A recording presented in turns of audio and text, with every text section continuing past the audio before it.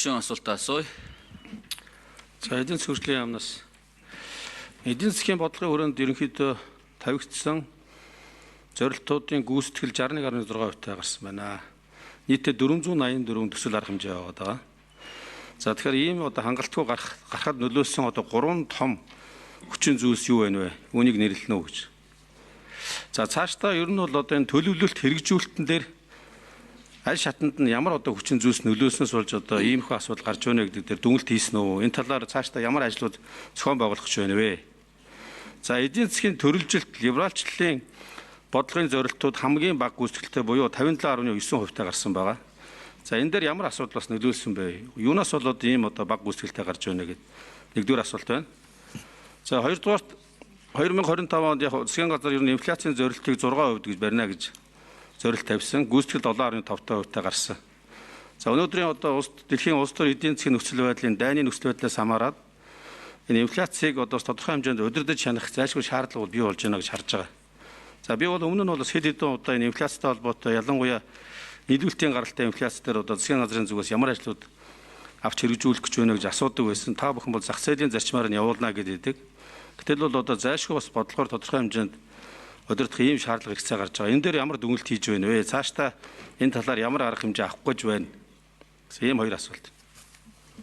За Энквер сайд ажлын хэсгийн 5 номерын микрофон. За инфляц ер нь бүх засгийн газрын гол бодлого байгаа. За тэгэхээр тул засгийн газрын зүгээс эдийн засгийн доктортой өсөлтөө хангах, инфляци зорилт төвшөнд хадгалах, за хөдөлмөр эрхлэлт бүтээн нэмэгдүүлэх замаар өрхийн орлогын өсөлтийг хадгалах нь засгийн газрын тэргүүлэх бодлого байдаг. За энэ гадаад хүчин зүйлээс хамааралтайгаар өсөж байгаа шатхууны өсөлт Монгол улсын эдийн засагт бүхэн хүрээг хамарсан юм нөлөөлөл үзүүлэх нь тодорхой болсон. Засгийн газар санхүү төсвийн хүндрэл бий болсон нөхцөлд авах хариу арга хэмжээний төлөвлөгөөгөө үндсэндээ боловсруулад дууссан. Засгийн газрын хурлаараа 2 удаа хэлэлцсэн. За энэтэй холбоотой хууль эрх зүйн орчин бодлогын арга хэмжээ хэрэгжүүлэх ажлын төлөвлөгөө бүх салбараар нь нарийн гаргасан. Улсын их хурлд өргөн барихад бэлэн байгаа. Тэгээ шинэ ерөнхий сайд томилогдсон үед энэ анхны засгийн газрын хуралдааны сэдэв болж анхны өргөн барих юм бодлогын арга хэмжээ байх болно. Энд бол засаг бол бэлтгэл ажлаа хангасан. За энэ хүрээнд доктортой байдлаа хангах, инфляциас иргэд аж ахуй нэгжийнхээ орлого, үйл ажиллагаа хамгаалах, шатхуун нийлүүлэлт, эрчим хүчний доктортой байдлыг хангах гэх мэтийн төлөвлөгөөнүүд туссан юм зорилт орж ирнэ.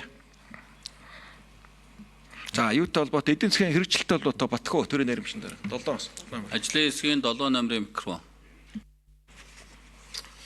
За Соронзон болд гишүүний асуултанд хариулъя. Эдийн засгийн хөгжлийн яамны төрийн нэрмжгийн дарга 2025 оны үед бол эдийн засгийн төлөвлөсөн макро үзүүлэлтэнд хүрэхэд оны эхэнд бол нөхцөл байдал их өөрчлөгдсөн. Тухайлбал манай экспортын гол бүтээгдэхүүн нүүрсний үн 40%-аар унсан. Үүнтэй холбоотой төсвийн орлого тасрах эрсдэл бодиттой үүссэн байсан. Тухайд бол төсвийн тодтглохлоор 2.2 их 80 төгрөгийн төсвийн зарлагыг бууруулсан. За мөн экспортыг нэмэгдүүлэх ажлын хэсэг байгуулад нүүрсний экспорттой холбоотой тээвэр логистик, гэрээний биржийн асуудлуудыг онцгойлон хил гаалын асуудлуудыг онцгойлон анхаарч ажилласан хүчинд оны төгсгөлөөр бол эдийн засгийн үзүүлэлтүүд гайгүй гарсан. Мөн 2025 оны үед бол өмнөх 2 жил дараалан уналттай байсан хөдөө аж ахуйн салбар нь 33.2%-аар өссөн. За тээвэр логистикийн салбараас 10% өсөлт байсан нь бол эдийн засгийн өсөлтийг 6.8%-аар гаргахад нөлөөлсөн. За инфляцийн хувьд бол Монгол банкны зорилт үзүүлэлт 6 дээр нэмэх хас 2% байдаг. Өнгөрсөн оны үед бас энэ цар хүрээндээ явсан. За гүйцэж хариулъя 1 минут. За оны эцэст бол 7.5%-тай байсан. Инфляцийн хувьд бол өнөөгийн ойрхон дорнодын нөхцөл байдалтай холбоотой эрсдэлтэй хүчин зүйл бодиттой тулгараад байгаа. Тухайлбал газрын тосны дэлхийн нийтээр нийлүүлэлтийн сүлжээнд асуудал үүссэн байна. Түүхийн нефт, боловсруулсан нефт бүтээгдэхүүний эрэлт улс орнуудын хоорондын тээвэртэй холбоотой нэлээд асуудал үүссэн байгаа. Засгийн газрын хувьд бол энэ дээр ойрын хугацаанд анхаарах асуудлуудад төлөвлөгөө гаргаад бэлдээд ажиллаж байгаа гэдэг хэлье. За Соронзон болд гишүүн нэмэлт 1 минут. За энэ би гол нь эдийн засгийн яамнаас 484 төсөл арга хэмжээний чинь гүйцэтгэл 61.6% гараад байна шүү дээ. Тэгэхээр бид нэр одоо төлөвлөлтөн дээр алдаатай байгаа юм, хэрэгжүүлэлтэн дээр алдаатай байгаа юм. Яхаараа ингээд ийм 61.6% бага гүйцэтгэлтэй байгаа юм бэ? Энийхээ шалтгааныг тайлбарлаач гэдэг шүү дээ. За хоёрдугаарт нь болохоор эдийн засгийн төрөлжилт либералчлалын бодлогын зорилтууд хамгийн бага гүйцэтгэлтэй гарсан байна. Энэ яагаад ингэж гарсан бэ л гэж асууж байна. За ажлын хэсгийн 3 номерын микрофон. Хяналт хэрэгжүүлэх газрын дарга Батцэг. Соронзон болдог шүүний асуултанд хариулъя. Засгийн газрын хяналт хэрэгжүүлэх газар байгуулагдсанаас хойш энэ үнэлгээ мониторингийн ер нь хэрэгжилтийг үр дүнтэй үнэлэхэд ямар асуудал тулгараад байна вэ гэдэг дээр дүн шинжилгээ хийж ажилласан. За бидний хувьд бол хэд хэдэн асуудлыг зүгээр гадаад дотоод хүчин зүйл гэж нэрлэдэг байгаа. Нэгдүгээрт хууль яа харахгүй саяхан тэргүүн шадар сайдын хэлсэн цаглбарын асуудал байгаа. Ер нь Монгол улс хаана хүрэх гээд байгаагаа хэмжих гээд байгаа мó эсвэл засгийн газар их хурл хоёр талдаа сууж байгаа сайн муу ажилласнаа дүгнэх гээд байгаа мó гэдэг дээр бид нэр эргэж харахгүй бол зарим нэг статистикийн үзүүлэлтүүд гараагүй байдаг. Зарим нэг одоо индексүүд тодорхойгүй байгаа нөхцөлд бид нар засгийн газрын үйл ажиллагааг үнэлж оруулж ирдэг.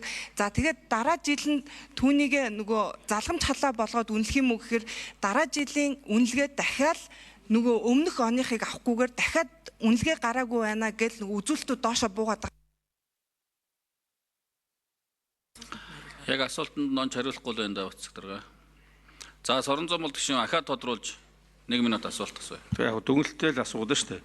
Төлөвлөлтийн шатанда хэрвээ үнэхээр цаглбарын үед болохгүй байгаа юм бол төлөвлөлтөн дээр алдаа байна гэсэн үг тийм үү? За 484 төслийг заавал бүгднийг төлөх албагүй шүү дээ гэж байна. Хэрэгжүүлж чад 250-аар төлөвлөдөг юм уу? Тийм байх хэрэгтэй байхгүй.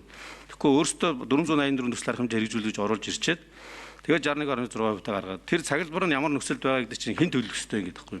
Танаа яам төлөх ёстой үстэй. За инквайр сайд ажлын хэсгийн 5 номерын микрофон.